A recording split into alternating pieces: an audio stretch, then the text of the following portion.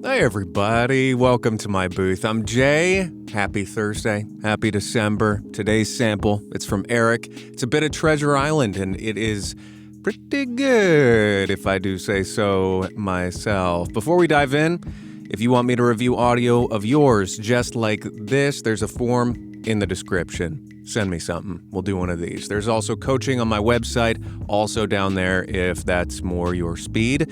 And last but not least, hey, if you like this stuff and you find it helpful, you can help me by clicking the YouTube buttons and doing all that stuff. There are other ways to extend your support if you want in the description. Okay, enough babbling. Let's take us away, Eric.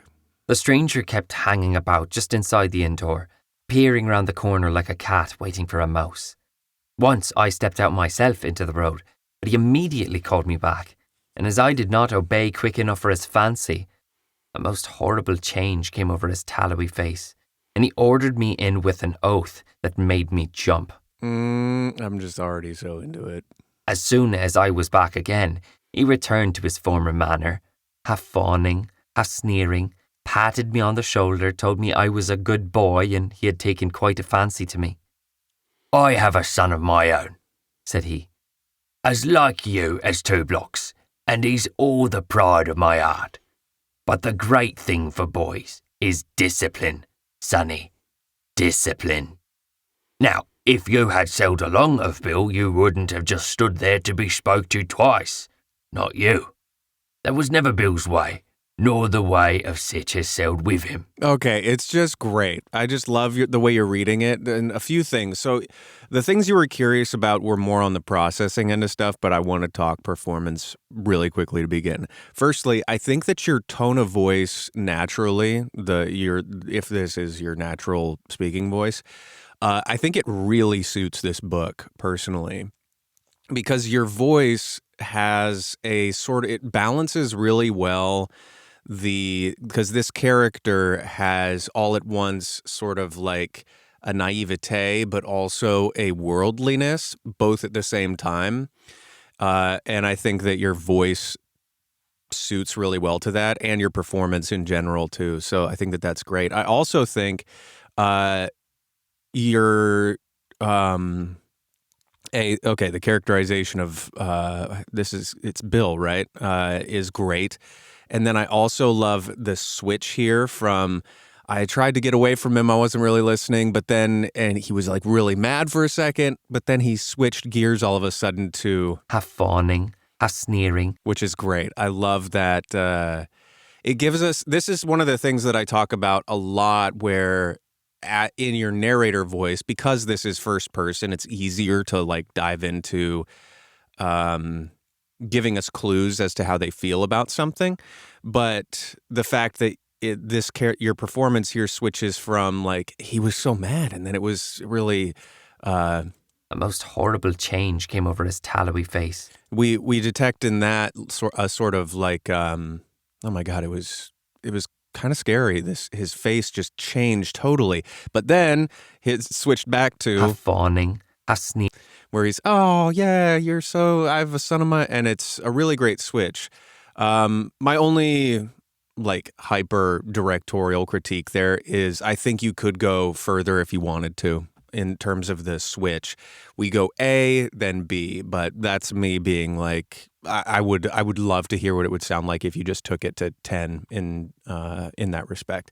Okay, so the questions you had specifically were on mic technique, editing sound, and struggling with breaths or S's, as well as a little bit of EQ stuff. So all great questions. My first thought in terms of all of that, we'll start with breaths and S's.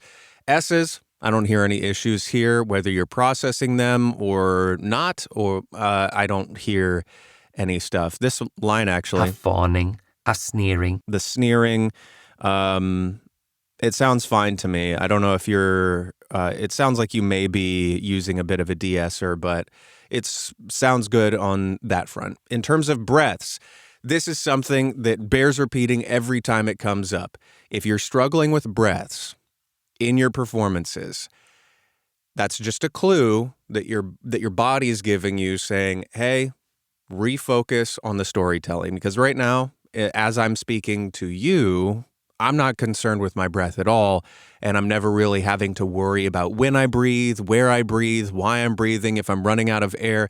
But if I switch to being primarily preoccupied about my breath, all of a sudden I start just focusing on that, and the sense of what I'm saying, I start to lose it, and my breaths become more, it just breaks down. So I contend wholeheartedly that in audiobooks in particular, breath is part of the landscape of the story that we're telling. It helps us to latch into the character, and it helps us to understand you and the character as a fellow human being, which I think is vitally important and lends itself well to any story you're telling. And breaths will work themselves out as long as the story you are telling is the focus. If the story you're telling is the focus, then breath naturally takes care of itself. And there's a lot to say about that, but that's where I'm starting. All that to say, I don't hear many breaths at all in here. And if you're really heavily editing the breaths or using gates or expanders, I would not worry about it. Your breaths didn't bother me here. Could I use more of them or less processing on that front? Maybe. It's hard for me to tell without hearing an A-B comparison, at least in this short little stint that we have together right now. Then in terms of, what was it? Editing sound and mic technique. Mic technique, I don't really hear anything that I would change, but I don't know if my answer would be different given some of your processing. So the two things that I'm hearing that I think you can improve upon, I think your room could be better treated. Either that or your processing in terms of EQ is a little bit extreme. Not extreme like Evel Knievel level extreme, more so I think you could dial it back a bit. So if we listen here... The stranger kept hanging about just inside the inn door. There's a bit of a like echoiness or reverberations that may be difficult to hear over YouTube because they compress a lot of the sound. But as a example of what I'm talking about, if I dip my head out of my room, you hear a bit more of the echo going on there. And then if I come back in here where there's more sound treatment, it becomes much less apparent. And this is with a dynamic microphone, which has pretty good rejection. That would be even more pronounced if I were using a condenser microphone. So all to say, it's a little hard for me to diagnose, but I might treat your room a little bit better. And then in terms of the EQ processing... The stranger kept hanging about just inside the inn door, peering around the corner like a cat waiting for a mouse. It would be helpful for me to know what exactly you're doing here, because it's either or a combination of if you treat your room better or more completely, it'll work itself out and you won't have to worry about EQing as much. And it may be also that your room being treated the way that it is and the potential to improve there in conjunction with your EQing is causing sort of a magnifying effect where it kind of thins the sound out and amplifies certain reflections and all that jazz. All to say, it's hard for me to say your EQ, where to improve your EQ specifically without having a raw sample. But that's neither really here nor there. All that said, your processing doesn't bother me to the point where if I heard this sample as a just casual listener rather than a professional critiquing it, I probably would flag it as like maybe not as natural sounding as possible, but it doesn't bother me.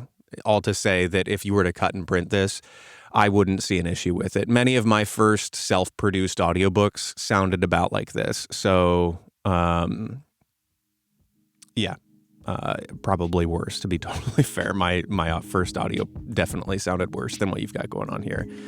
But all to say, it's not bad. Jeepers. Okay, I'm losing the thread, but I hope this was helpful for you, Eric, and for everybody else too. And again, if you like this stuff, find it helpful, buttons down there. If you want to submit a sample, form down there. And until the next one of these, be well, everybody, and we'll see you there. Toodles.